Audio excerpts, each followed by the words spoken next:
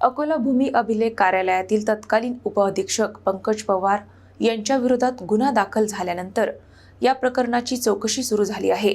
दोषी कोणीही असो त्यांच्यावर कठोर कारवाई होईल अशी प्रतिक्रिया पालकमंत्र्यांनी दिली आहे। अकोला जिल्हा भूमी अभिलेख कार्यालयातील तत्कालीन उपअधीक्षक पंकज पवार यांच्या विरोधात विविध गैरप्रकार आणि अपहाराच्या आरोपांप्रकरणी गुन्हा दाखल झाल्यानंतर या प्रकरणाची चौकशी अधिक वेगाने सुरू झाली आहे।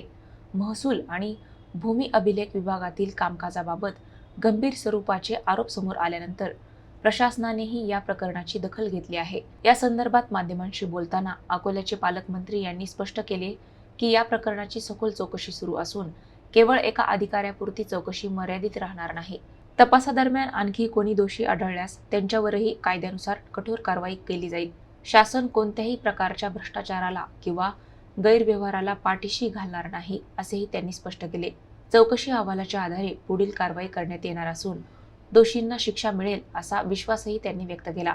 या प्रकरणाकडे आता संपूर्ण जिल्ह्याचे लक्ष लागले असून चौकशीत आणखी कोणते खुलासे होतात याची उत्सुकता निर्माण झाली आहे। हा तपासाचा भाग आहे आणि गुन्हा दाखल झाला आहे, त्यातला एक व्यक्ती पकडला गेलाय, त्यामुळे निश्चित त्याच्या सोबत जेवढे असतील ते सोडल्या जाणार नाही, कोणालाही स्पेअर केल्या जाणार नाही। जे दोषी आहेत त्यांना कारवाई होईल।